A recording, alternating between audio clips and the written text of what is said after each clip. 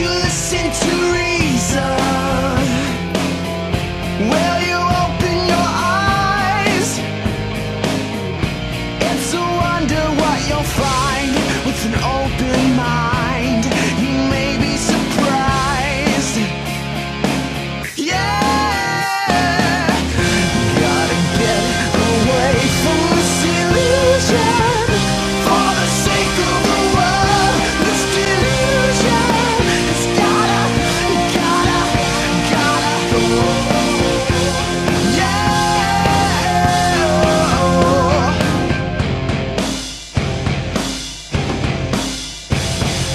Hey everybody, welcome to the Atheist Experience. We are live. Today is Sunday, December 5th, 2010. I'm Matt Dillahunty, and joining me in the co-host seat is somebody we haven't seen in a while, Dr. Darrell Ray. Welcome back. Great to be back. We're always glad to have you down. As a reminder, today, well, I can't remind you about something that was supposed to happen this morning. So, see, this is the problem of doing live TV. Everything is broken, and it turns out that the promo intro thing is like the only thing that's professionally produced. We've had spills and disasters and shirt changes so that Darrell didn't disappear into the background and all kinds of things. And so we're hoping that you enjoy the live show. Also, and as a reminder, we're still in our reduced 1 hour format as opposed to the 90 minutes we used to have. So I'm going to make the announcements quick, and we would ask that when callers call in, that you try to get to your point quick so that we can move on to as many callers as possible during the time. We're sponsored by the Atheist Community of Austin, a nonprofit educational organization promoting positive atheism and the separation of church and state. For more information about the ACA, including calendar of events and frequently asked questions page, you can visit the website www.atheist-community.org. In addition to this program, the ACA also sponsors a bi-weekly internet audio podcast. The Nonprofits for Yesterday was postponed. We'll be having it this coming Saturday instead, because yesterday Sean Faircloth was in town, and actually he's still in town, but we had a meeting over at the Unitarian Universalist Church to talk about the Secular Coalition for America, and we were really grateful for the people who turned up to that, especially with a venue change. If you missed it, we have it on video, and my understanding is that it'll be posted in the near future. Also, if you don't get through on the telephone today or you don't want to, you can email tv@atheist-community.org. That address goes to myself, the co-hosts, and most people behind the scenes. It won't directly reach Dr. Darrell Ray, but if there's something significant and you need to be put in touch with him, not only will we'll be able to give your email address, but we can, occasionally forward things as well. We get so much email that we can't possibly respond to all of it, and we appreciate the fact that some things are just going to fall through the loop. We're not necessarily trying to avoid anybody or hurt anybody's feelings, and we're very grateful for all the people who appreciate the show and write in to tell us about it, but answering all the emails is just not possible. After the show's over, we get together for dinner at Threadgill's, 301 West Riverside Drive. Any atheist or atheist-friendly person is welcome to come to that or any of our other events. You do not have to be a member to attend, and we'll probably mention that again 3 or 4 times throughout the show, assuming I remember, which isn't always the case. So you're back in town, and we talked at the Texas Free Thought Convention, and we got a chance to hear you speak there. For those who don't know, Dr. Darrell Ray's been on before. He's the author of The God Virus: How Religion Affects Our Lives and Culture, and you've been going around for a while talking about this, but also talking about the recovering religionist thing that you've done. And so I know you want to talk about those things a little bit. And also I promised everybody that we were going to talk about sex and religion, because I know that's an interest of yours as well. So I'm just going to turn it over to you, and you can talk about the things you want to talk about, and we'll get to calls whenever we can. Okay, well, good. Thanks for having me on. This is fun to be back here again. And to talk about religion and how it infects people's minds. And we're going to talk about sex today. And the sex part of it is very important.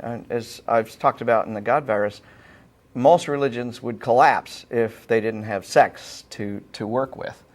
So one of the things that I wanted to kind of explicate before we really got into the phone calls is how religion and sex go together. And I guess I can just go with that, if that's okay with you. Sure. All right.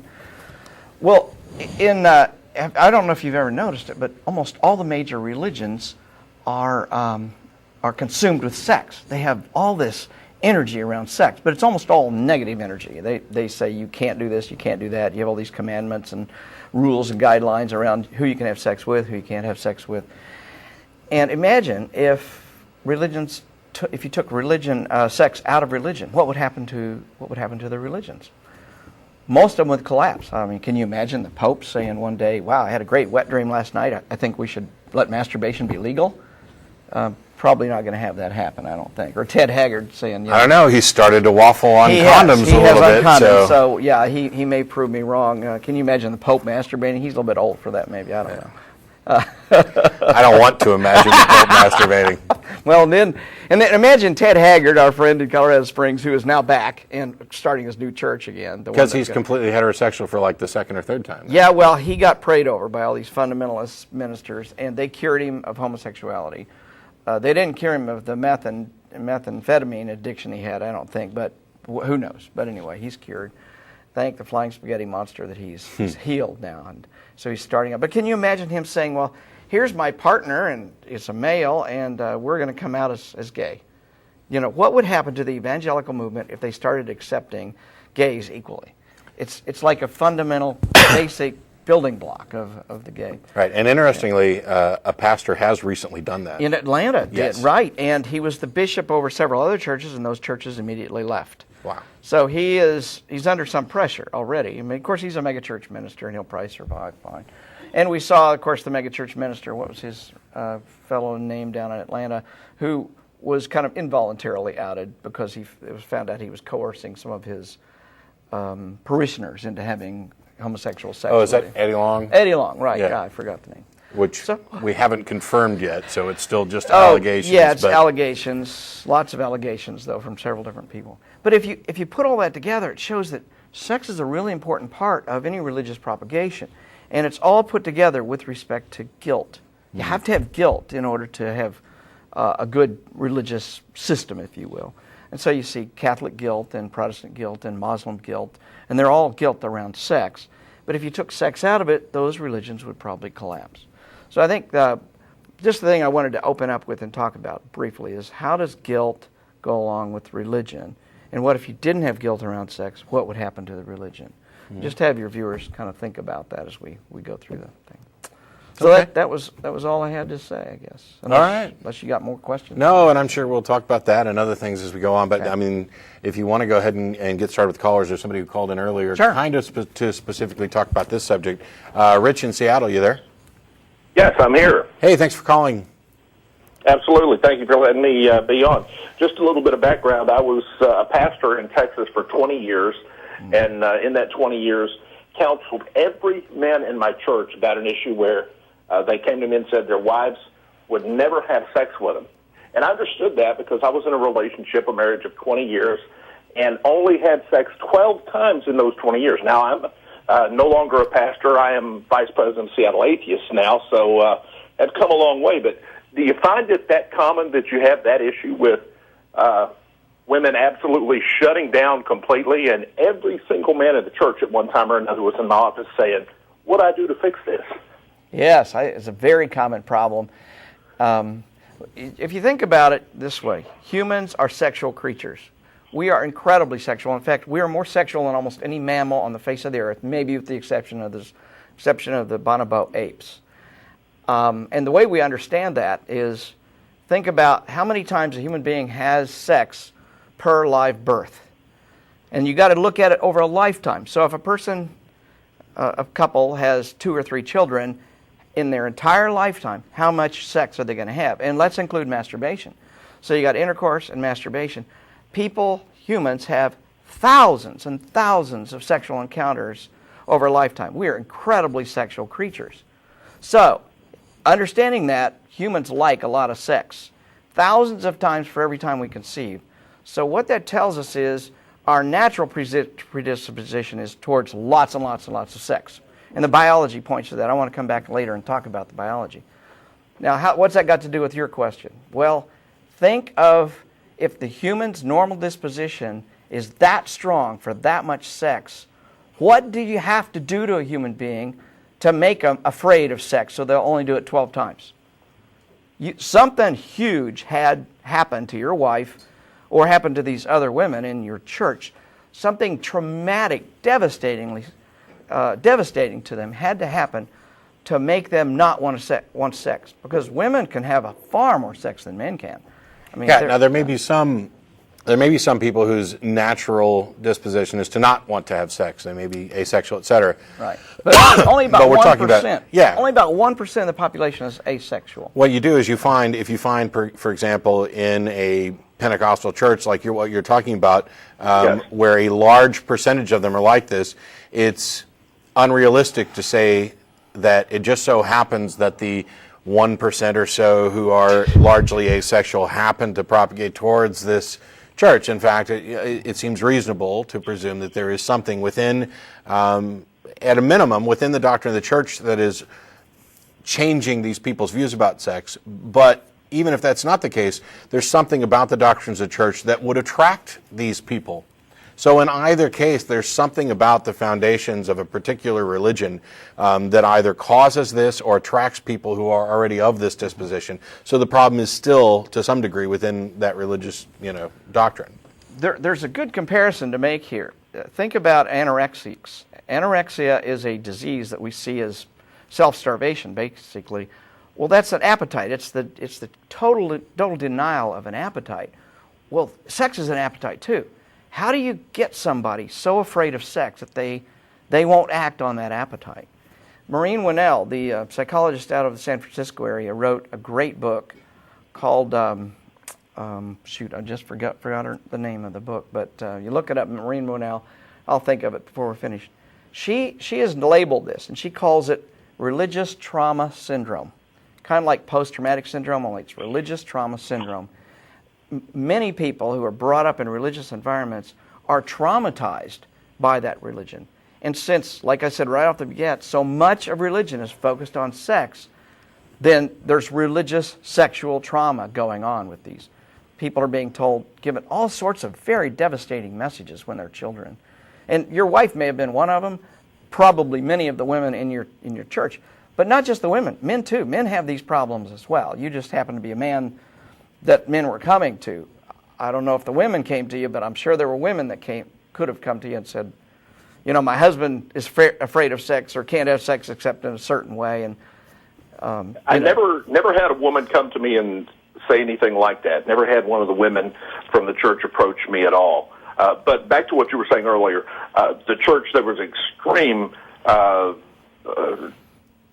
anti-sex messages. I mean, sex is just plain wrong, except by two married adults. And, of course, it is so hammered into people. And I think also in the particular church I was in, it was also a bit of control, a bit of mind control. Yeah. So much of it was misogynistic that it was a way that the woman could actually assert some authority. Yes, absolutely. And that is oftentimes the woman's only outlet is to stop having sex with somebody, with their husband or, whatever. So, yeah, you're right. And quickly to touch on a couple things, because I got the chance to talk to Marlene Winnell when we were at the Free Thought Convention as well, and we've talked about it a couple times. And what she specifically deals with religious trauma syndrome are people who have escaped religion and are finding life entirely unmanageable and suffering depression and other things as a result of what's happened with the religion.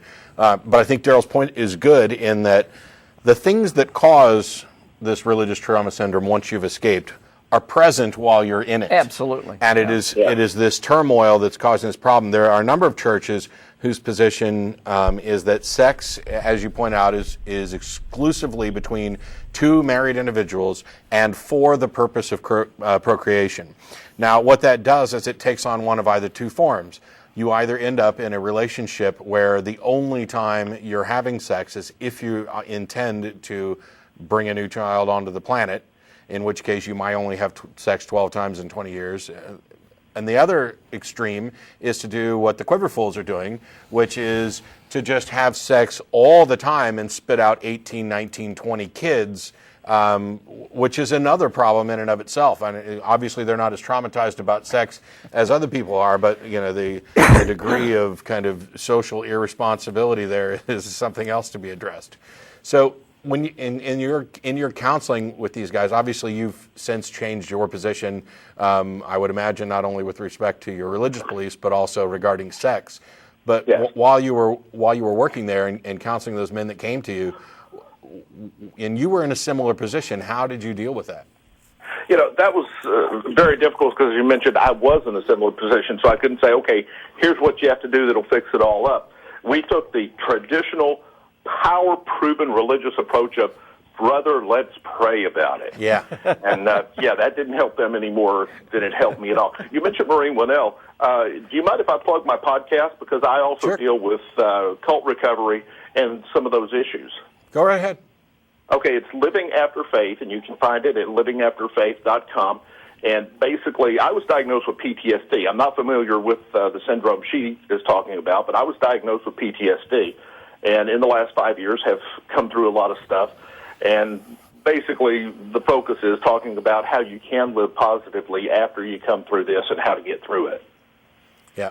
Good. And we've talked about Daryl's organization, Recovering Religionists, and you've got the Living After Faith, and Marlene's dealing with the RTS. I'm glad to see that there's a lot of people recognizing that people who give up or feel that they have to, or by necessity, give up their religious beliefs, are put in a situation where they often lose their support from family and friends, their entire social network, their worldview becomes dramatically altered. Now, after I stopped believing, I spent a good deal of time reconsidering all of my beliefs, because all of my fundamental beliefs about morality were directly drawn from the particular doctrines that I believed when I was a Christian.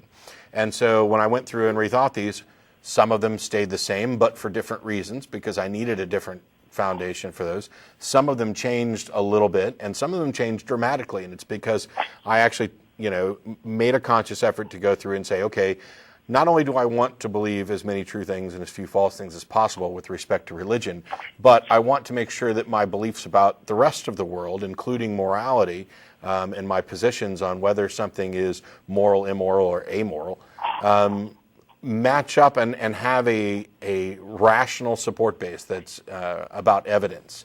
And so there was a lot of work, and it's one of the things that I've talked about when I talk about the superiority of secular morality, is the biggest challenge that we see, or the most frequent challenge that I see to the idea of secular moral systems, is that, without some transcendent, all-knowing God thing, you can't have any moral authority, and then it becomes just impossible, because your view on morality and his view on morality and her view on morality and their view on morality, you have no way of saying which one's right. It's there's no easy way of saying this is right. Well, who said it was supposed to be easy?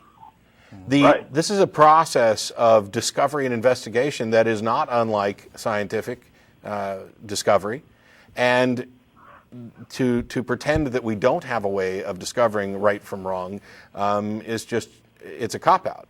Religion is the lazy way to come up with moral answers so that you yourself don't have to do the work. And to attack secular moral positions because they're not easy, it's laughable. Mm-hmm. And so we see this especially in the realm of sexuality, and not just with regard to how often are you going to have sex with your spouse, but what about premarital sex? I mean, what are the limits on that?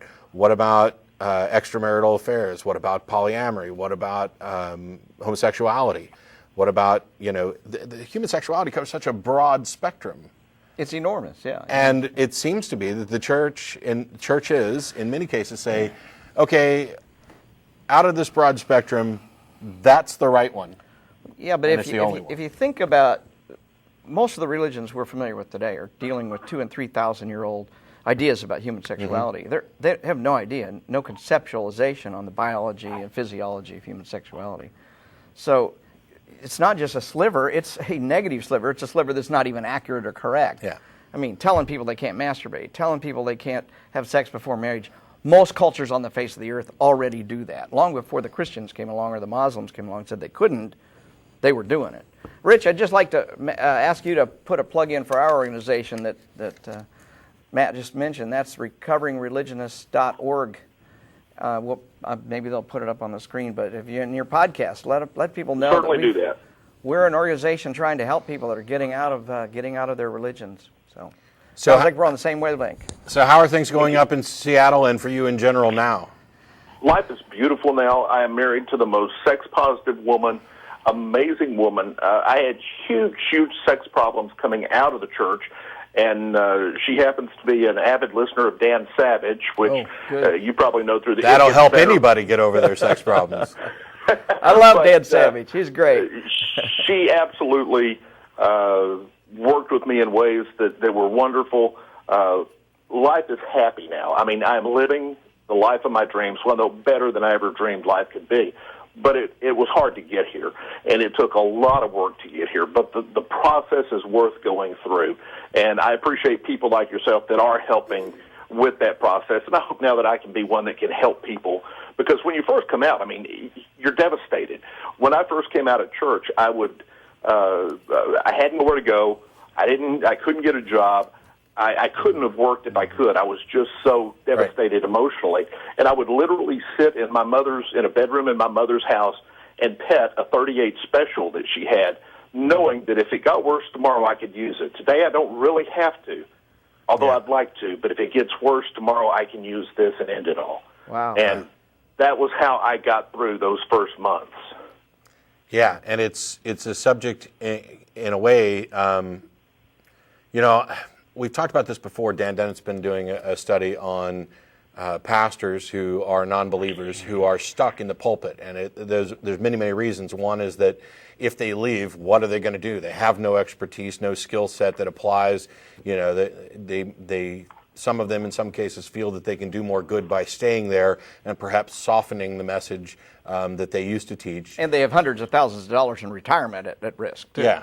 And there's a financial reason, too. And not only that, but what we find is that when somebody publicly commits to an idea, it's much more difficult for them to ever give it up, and it's much more difficult for them to acknowledge that they've given it up. So there's about 1 million factors that are keeping some of these atheists in the pulpit. And we've talked before, and I've gone kind of back and forth on this.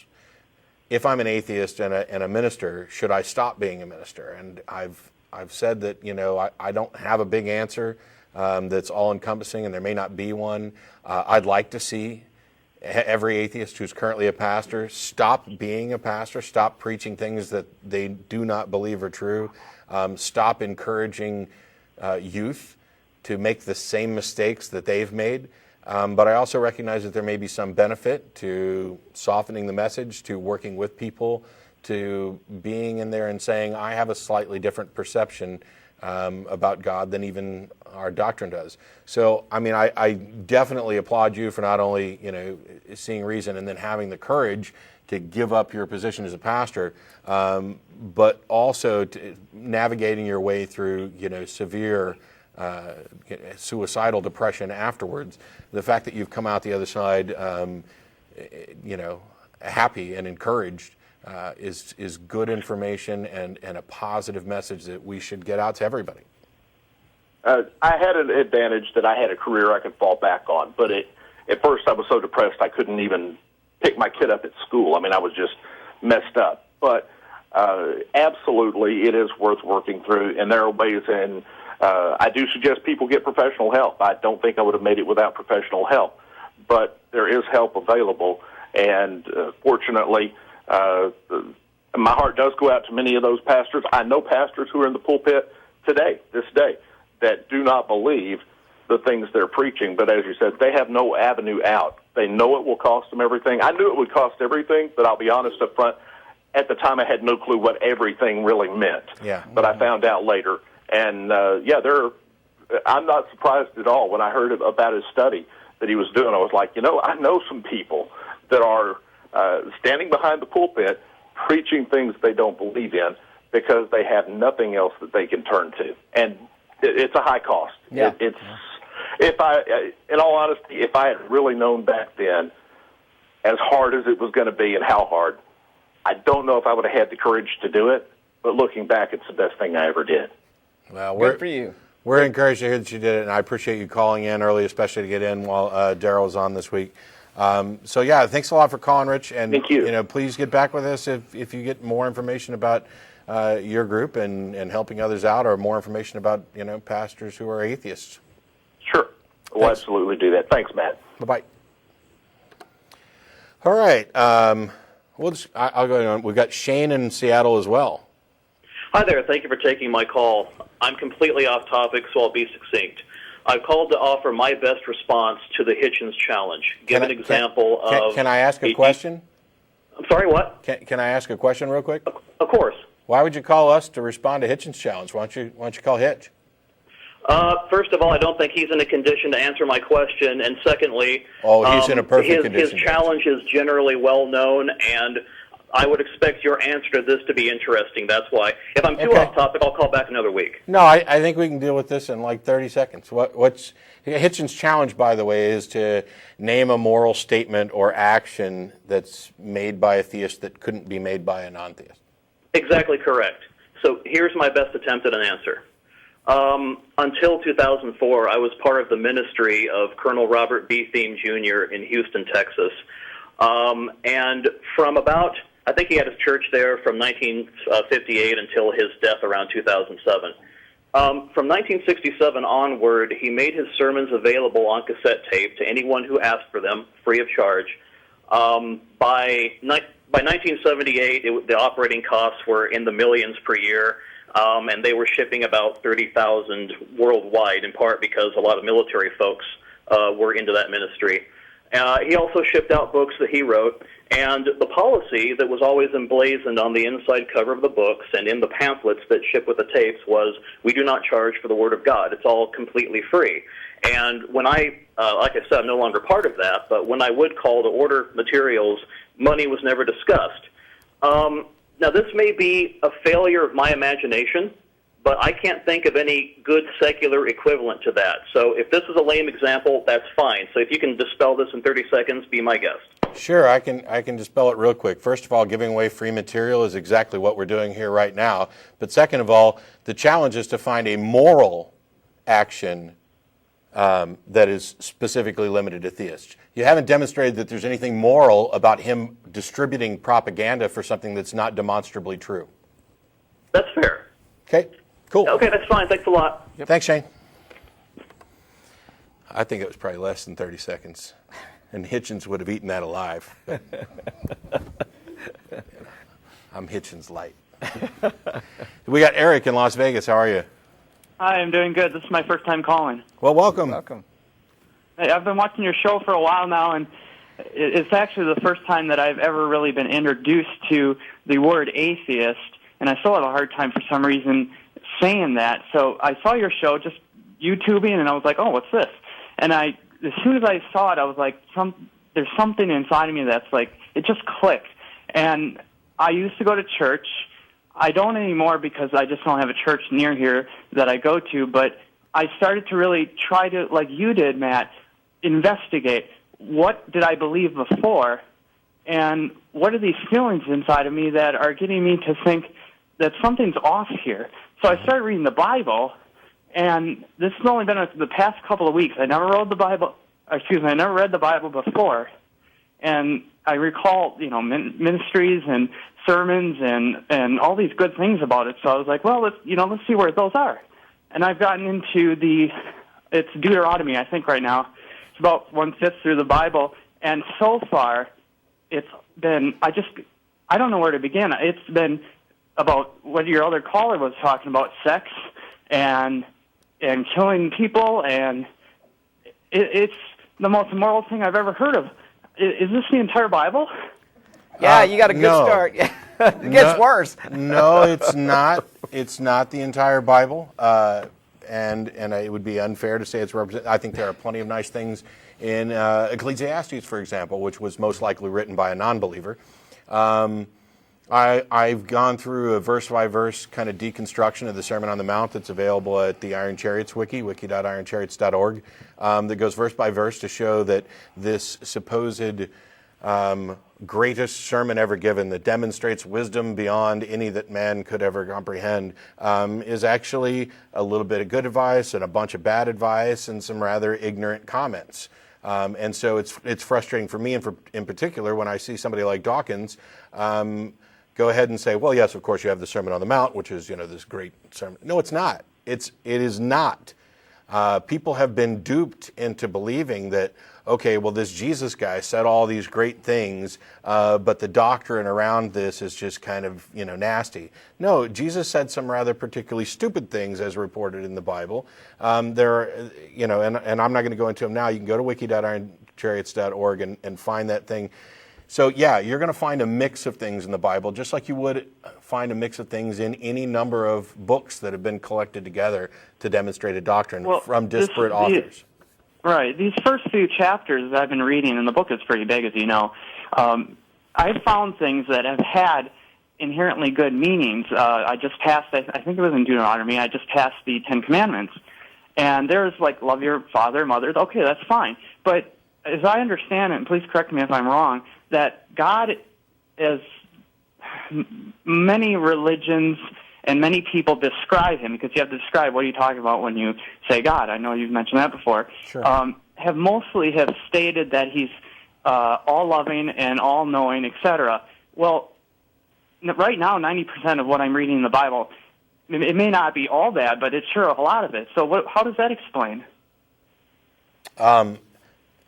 You should probably go talk to some Christian apologists, but I can tell you that a lot of them are going to talk about God being infinitely just. And so the things that, first of all, you look at and see as immoral, you are just simply wrong because you are an immoral being, and who are you to judge God?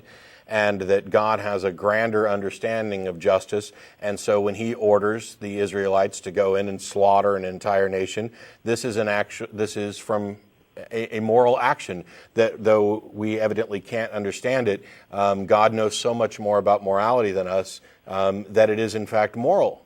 And I say bullshit on two levels. First of all, it's absurd to make claims that things like that are moral. And second of all, as I pointed out before, it is necessarily immoral to hold someone accountable for a moral concept that is beyond their comprehension. So if in fact there was a God who had a better understanding of morality than we did, it would be immoral for him to hold us to his standards if they're beyond our comprehension. You can only be held responsible for the things that you actually comprehend, which is why most states tend to not have a death penalty for those who are mentally handicapped. It is why all parents do not punish their children in the same way that you would punish a teenager or punish an adult for the same infractions. It's because we understand that there must necessarily be a sufficient degree of comprehension of one's wrong, culpability, wrongness, whatever. So the answers you get from apologists, it's double talk. It is, well, God is, so mysterious and he knows so much more than us that, I realize some of these things are difficult for you to understand how God could do this, but he's God. Okay, so what? And I don't understand how somebody, and I'm still struggling with this, is why I'm calling. I don't understand all the things I'm reading, how somebody like that could really seriously believe themselves. I'm having a hard time. I was on the fence for a while, and I still am in a sense, because I have this somewhat, you described this in a few shows, this fear of going to hell and stuff, which I haven't read in the Bible yet. I haven't gotten to that part for some reason. But it's just, it feels like a really scary story, and that's it. Unless I'm wrong. In some aspects, I mean, I'm not disagreeing with you, and I don't have an answer for how people necessarily buy into this. I know that there's a lot of cognitive dissonance, a lot of logical errors. Daryl's talked about the protective mechanisms that go into the God virus. I don't know if you want to kind of address that real quick, but it circumvents reasoning. Yeah. Once the God virus has gotten in your head, it really doesn't matter what evidence is presented to you. It's almost impossible to see it. Remember, every argument you just heard Matt say could have been said about a Muslim defending their religion as well, or a Hindu or a Buddhist, any number of religions. They all use exactly the same arguments. So keep that in mind as you're reading through the Bible. You realize, okay, this is a pretty scary story, but then go read the Quran. It's a pretty scary story too. And read Joseph Smith and the Book of Mormon. It's a pretty scary story. They're all scary, and they justify this incredible amount of genocide and misogynation and all sorts of what I would call immoral behavior, because this God is ultimately just and knows far more than we do. So, And on that note, Eric, I guess I'll send you back to keep reading a bit because we don't really have the answer that you're looking for. So finish reading it. I don't know, do a book report and get back with us. All right, thank you. Thanks. Whoops, I might have hit the wrong button there. We got Andrew here in Austin. Hi. Did you read Matthew 5:27 and 28? Sure, I've read the whole Bible several times. Okay. Do you know what it says there? Is that the passage about adultery, where it's not doesn't just have to be physical adultery? If you look at another woman, another man's wife with lust, you've committed adultery in your heart. Exactly. It says, "Whosoever looketh on a woman to lust after her hath committed adultery with her already in his heart." Sure. That's How do you not think that that's a good thing for people to have limits? You think that's a good thing? It's called mind control. You're trying to determine what I think and what I don't think. That's one of the stupidest things I could imagine. How can you control or even pretend to control what somebody thinks? And you don't think Jesus looked on a woman without lust? Or any of his disciples? That's what Jesus said. That is Jesus, what Jesus said right there. Well, first of all, we'll set aside how you think you know that this is what Jesus said. Second aside, we'll set aside whether or not it matters whether Jesus said it. I don't care who said it. If it's wrong, it's wrong. And so if somebody says, now I will say, if a man looks on a woman lustfully, he's committed adultery in his heart, is absolutely wrong. Because first of all, he's not necessarily married, and adultery is specifically a lustful or sexual action that extends beyond the bounds of marriage. So as a single person looking on a woman lustfully isn't adultery. And by the way, I put it to you that almost nobody on the planet outside of arranged marriages would have ever gotten married or had sex if they hadn't looked at someone of the opposite sex lustfully. And finally, why is it a man looking at a woman lustfully? Why isn't it a woman looking at a man lustfully, or a man looking at a man, or a woman looking at a woman? This is a misogynist. Hang on. If you see a beautiful woman, do you just go rape her right away? Andrew, I'm going to let me finish the thought. It's a misogynistic bit of language that is patently absurd. It denies something that is trivial about human nature and the way things actually work, and tries to compound it as sin. Okay? I could care less if somebody wants to call it sin. Now, go ahead. Well, don't you think it's important to have limits on your sexual desires? Otherwise, everyone would just be raping everyone. Really? You think people would just run around raping people? Well, did you just rape someone? I haven't raped anybody in the last 50-some years. Yeah, I've never raped anybody, nor have I had the inclination to. I've been an atheist for 20 years, so it's just amazing. So you know that's you do. How do you get from it's probably a good thing if people don't run around raping each other to therefore this statement about lustful thoughts is necessarily morally correct? Please make the connection between those two. How do you get from we should have some limits to what we can do to we need to have thought crime legislation? How do you get there? What limits do atheists have? Well, what culture? Tell me one culture that doesn't have limits. And every culture on the face of the earth has limits, and they're not Christian cultures. Chinese culture has got limits. Japanese, the most secular country in the world is Japan. They have the lowest rape rate. Denmark, Sweden, very unreligious places, and they don't have any rape problem. We have much more rape in the United States than they ever do in Denmark or Sweden. Religion doesn't seem to be any kind of deterrent to rape. Are you implying that all rapists are non-Christians or non-religious? What about the priests who are raping little boys and little girls? Where do you get your limits from? I get my limits from a rational consideration of the consequences of my actions. That's how I determine what's moral. I get it from a foundation that says my actions have an effect on those people around me and theirs have an effect on me. And that if we're going to live cooperatively and share space, we have to recognize that impact. And my freedom to swing my arm ends at their nose. And that I have no right to impose my will over somebody else's will in that type of scenario. That's where I get them from. It's from an understanding. What's the punishment if you do that then? I get them You're just going to die. Andrew, I get them from an understanding of reality, not an assertion of authority. Now, what was the question? Well, if you just do all that, let's just say you go out with a gun and you just rape a bunch of people, then you just shoot yourself, what's going to be the punishment for you? If I go out and rape a bunch of people and shoot myself, what's going to be the punishment for me? I'll be dead? Yeah. I'll be dead. And why? It's Do not you have? Hang going to on. hurt. The bullet's going to go through your head in about a second. There isn't going to be any pain. That's correct. I'll be dead. Okay, so let's flip the script here. Let's say somebody goes around and rapes and murders somebody, and then after they're done, they get saved. What's the punishment for them? Oh, the punishment is hell. No, they got saved. They got saved. All sorts Are you of- saying that a rapist can't be saved? See, this is the problem. This is the problem with Christian religion. It establishes unrealistic and irrational and immoral criteria by which to live. And then it creates a loophole so that you don't ever have to be responsible for those actions. No, Andrew, shut up till I'm done. Christianity is not a moral system. It is an immoral system because it specifically says that there aren't necessarily consequences that you're going to have to pay because of a loophole. And what is the loophole? It has nothing to do with how good you are or how morally you act or anything else. It has to do with whether or not you're willing to be a sycophant to an idea. And if you are, then there is now an exception for which you no longer have to suffer a penalty for this. So the idea that secular morality offers no guarantee that people will ever pay for their crimes and their atrocities is not an argument against secular morality, because that is a tenet of Christianity. It is the foundation. The idea that the Christian God is just is directly contradicted by the idea that the Christian God is merciful.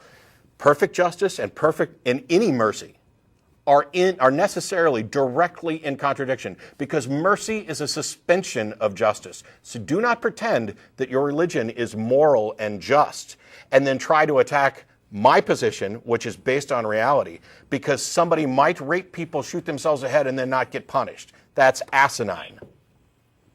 If religion is such a bad thing, how come you think, I don't know how many atheists are there in the United States? How come everyone isn't just an atheist then? Because not everybody is aware of how bad and untrue religion is, which is one of the reasons why you we're think doing you're this some kind of genius or something? That Actually, you yeah, just but figured why this is that out relevant? And everyone else is too dumb to figure it out? No, it's not a matter of too dumb. You see, I was a Christian for 25 plus years. Let me ask you a question. Why are you calling in as a Christian? Why didn't you call in as a Muslim, a Buddhist, or a Hindu? Because my parents raised me as a Christian. So you didn't have a choice, did you? When did you choose to be a Christian? Well, it's just a tradition. Your parents teach you whatever religion they do. So if you were born over so if you were in born a Afghanistan, Muslim, you'd be a Muslim. Yeah. So if you were born a Muslim. So it has nothing to do with truth then. It's just the way you were raised. See, because on this show we actually care about whether or not things are true. And my genius status is completely irrelevant because I was a Christian for 25 plus years. I did not get smarter when I became an atheist. What happened was I gained more information. I became more knowledgeable about subjects. And I decided to actually care whether or not my beliefs were true. You don't seem to care whether or not your beliefs are true. You just like them. Because you were born here. Well, I think it's good. I think you're going to have more happiness in your life if you have limits to tell you what you can do, or how is that relevant to the truth of your religion? I've already said it's not all true. I know. I was talking to people on the chat here, and they said, well, they're read the Old Testament. There's all this genocide and stuff, and I was just saying, well, you don't have to read the whole thing, because you just read, for example, what Jesus said. Okay. You don't. So are you saying, I tell you what, we already talked about this earlier, not everything that Jesus said is true or good or smart or wise either. So why would you care at all what any of them have to say? You're not concerned about truth. You've already just said you can pick and choose and toss aside the things you don't like. So you're inventing your own version of Christianity. So why not just chuck it aside and go ahead and invent your own secular moral system? You keep talking about how we don't have limits. I have plenty of limits. And we live in a society that has plenty of limits. As Daryl's already pointed out, most societies have limits. You keep going to this slippery slope thing of, well, if there is no, 10 Commandments or Jesus or whatever, then you've got no limits. You'll just run around raping and killing people. Well, that's already demonstrably false. And there have been multiple studies that actually investigate the correlation between the religiosity of a society and its societal health. And there is always a strong negative correlation. The more atheists statistic the society, the better they score on societal health factors, from everything from teenage pregnancy rates to STDs to happiness to wealth to murder, rape to healthcare. Now, go out and do some actual research that contradicts this, and then you might have a case for your assertion that I think you'll live a better life if you're. No, you won't. There's no evidence to demonstrate this. This is wishful thinking. Just as not only have you gone and said, well, I'll pick and choose what I want, you've done it in a way where you're just trying to support your own wishful thinking. And until you actually come up with evidence and until you demonstrate that you care about the truth, we don't really need to waste any more time on it. And I guess we won't. We got Christopher in Cumming. How are you? I'm doing good. How about you? Fine. Okay, I'm going to get to this point real quick, but first of all, I got to say the sex thing that you guys have been talking about, the first thing that came to mind was very Orwellian in nature. Yeah. Just the fact that they're trying to hold everything from you, make you think about everything that you do, all that. God's got a spy camera in your bedroom. He's like a colossal pervert. Well, that's what God is, isn't he? He's Big Brother. Jesus is a voyeur, and he's watching you all the time. That's what I was taught real early in my life. It's the craziest idea. And ceiling cat, too. Yeah, ceiling cat. There you go. That's exactly why I came to the thought of George Orwell and the Big Brother scenario. Yeah, right. But anyway, my question was, a friend of mine, she's kind of a deist with tints of Christianity.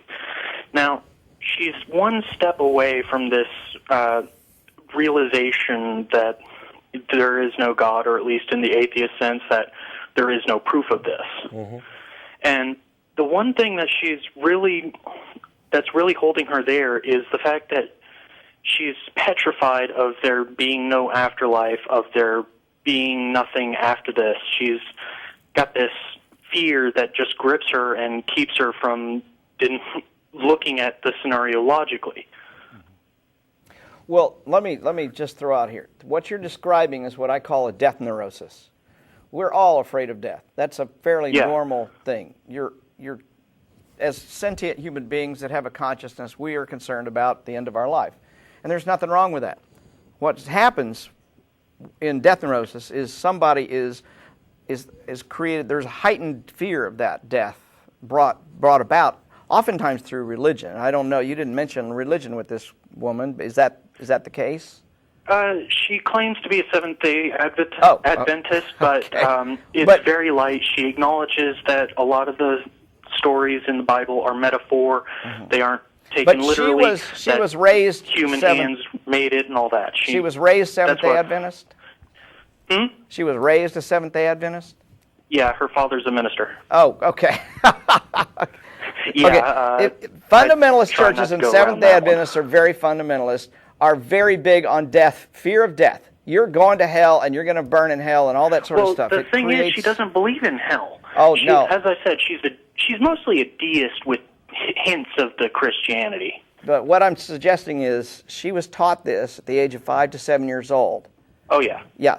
That you acquire this infection that I call the God virus at 5 to 7 years old, it is preconscious. It's long before what I call the rational immune system is mature enough to evaluate this information.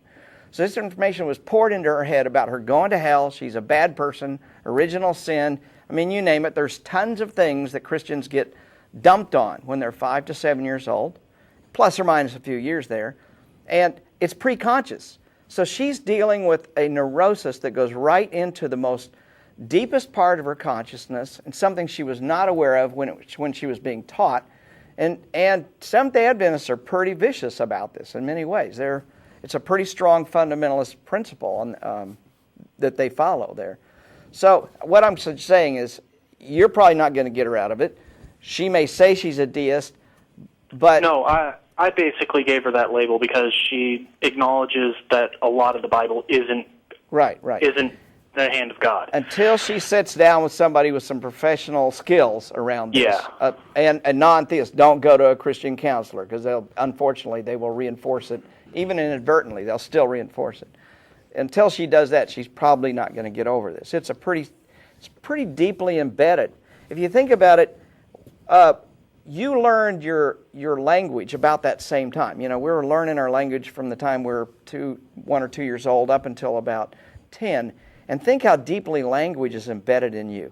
Now let's say at the age of whatever she is, 30 years old, 40 years old, we say, now we want you to learn Chinese. And we want you to learn Chinese as well as you learned English. It would be almost impossible for her to do. Very few people could do that. Well, that's what you're asking her. You're saying, we want you to unlearn this deeply embedded God virus that you learned at 5 to 7 before you were even aware of it. It's just almost as hard as learning a new language, just unlearning it sometimes. Or in some I cases, haven't been pushing it on her. I've just been, letting her see some of the clips from shows like this, listening to a little bit of Richard Dawkins, things like that, trying to make her think logically, just step by step. I'm not pushing anything on her. I'm just saying, hey, look at this. This I think you would find interesting. And that's a good way to do it. The more you push, the more you're likely to give her the wrong, push her back into where you don't want her to go. Yeah, and going back to the language thing, in some cases it's a little bit like not even just learning another language, but trying to convince somebody that a word that they've been using since they were 3 either means something entirely different from what they think it means, or that it's not actually a word, that it has no meaning, that nobody else has actually used this. It's along those lines. It ties back to something I said before and something I've heard somebody else say, in that religion basically gives you a sickness and then tries to provide you the cure. And in this case, when we're talking about death, they're exploiting something that's going to happen to everybody. And they've invented a sickness called after death. And they're providing a cure for it. And so the people who begin to have problems and doubt or eventually reject their religion, because the rejection of that religion does not provide a cure for this mythical after death, the only way around that is to finally get them to realize that after death doesn't exist, that they were never infected with the disease that they were trying to be given a cure for, as anything other than mental. But good question, and good luck to you and her. Thank you very much, and I want to thank you guys for doing what you do. It was actually one of the reasons I became an atheist recently myself. Thanks a lot. Good. Have a great day. Okay. Thanks much. We're running short on time, but we're going to get to another call in just a second. As a reminder, after the show's over, we get together for dinner at Threadgill's. We'll all be down there, 301 West Riverside Drive. Any atheist or atheist-friendly person is welcome to join us. And we've got Matthew in Ireland. Hi. Hi, Matthew. How are things? I would just like to point on the absolute fallacy of the argument that theist was making. And it's always the same rhetoric over and over that, religious morals are better, and how can an atheist, live without having these kind of morals? And I know this, and this is from debates and even from their political propaganda, because there's always ultranationalist trait when they advocate religious moral, as if, hey, listen, if you're religious, you're being a noble citizen, and if you're not, and if you don't adhere to religious morals, then you're not, a normal, ideal citizen. And it just, and their morals, religious morals, are always fundamentalists. Yes, you're right. They're always onto the extreme. And one of the absolute flaws, and I think it's very misleading, that they do is when they indoctrinate children, which is a very sophisticated form of abuse, is that they tell them that they're not allowed to question their morals, and that if they so much as if step outside those parameters of these so-called, holy morals, that immediately, that's it, that they're lost. And also, hey, Matthew, can I interrupt you? Matthew, you're from Ireland. You're from Ireland, right? Originally I'm from Malta, but I'm in Ireland at the moment. Excellent. Well, I just got back from Ireland. I was just there in July. Are you a member of Atheist Ireland there? Yes. I'm actually a member. Awesome. Great. Well, you've had some pretty bad issues going on with the priests there in Ireland. I'm sure you're familiar with some of that. Oh, yes. And the indoctrination of children that allowed priests to get away with some pretty heinous crimes. Yes. What I find interesting, and I just wanted to use as a jumping off point for part of what you were saying there, is I find it interesting that almost no priests have been convicted of any of these crimes, and that the Catholic Church would only allow the reports to come out as long as no one was convicted.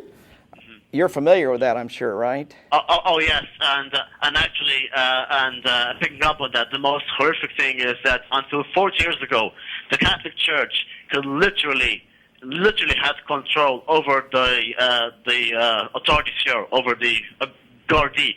Like no one, not even a police officer would dare question what a priest would say. Right. For example, a local parish priest, if a woman wanted to purchase contraceptions over the counter, they had to get subscription from the parish priest.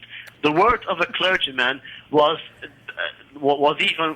higher than that of a civil servant or whatnot. And also, there was the issue of the Magdalene covenants, where these so-called, sinners, women, were just thrown in there, and it was just horrific. And yes, it's until this very day, there is hardly any political party, any figure whatsoever who says, look, we this has to be dealt with, through the system. The Catholic Church in most parts of Europe, especially the parts which are more, where the church and state separation is very now, where the church is literally allowed to police itself. The thing that I was most concerned about when I was in Ireland, and I spoke there. Evidently, you weren't in this group when I was speaking at Atheist Ireland. But what I was most concerned about is the amount of imposition the Catholic Church still has over the state in Ireland. I think you're describing it very well. It's interesting, though, in the United States, we have the opposite problem. We're trying to keep the church out of politics. In Ireland, you're trying to get the church out of politics. It's like the opposite problem. It's got the same result, unfortunately. But you guys are doing some great stuff, and I noticed that the Irish Parliament, the Dáil, I guess you call it, passed a civil marriage law in January, and that was, or July, I guess. That's pretty amazing for a dominantly Catholic culture, for sure. It's also ironic that they recently passed this ridiculous blasphemy legislation, where people can be fined this,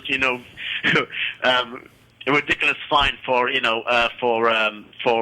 apparently speaking out against the morals of society, so on and so forth. 25,000 euros and 6 months in prison for blasphemy. Yeah. And on that note, Matthew, I'm sorry, but I got to let you go because we are just almost completely out of time. But we appreciate the call, I'll go ahead and we have like 1 minute, so I'll give you like a few seconds to make sure your website gets addressed. Yeah, I'd just like people to take a look at recoveringreligionists.com and look at the opportunity. Maybe you could start a group in your area. So that would be the main thing I'd like to plug, if you will. All right, and there'll be more information. You can always email tv@atheist-community.org to get a hold of us, and we can give you more information about it. There's the list of the crew right there who make the show possible and get here early and fix all the technical problems, especially when I spill water that almost destroys microphones and things like that. We will have a show next week, and that'll be the last show of the year. We'll be off for 2 weeks and then returning in January. And you can check the website, www.atheist-experience.com, for information about the schedule and who's coming up and when.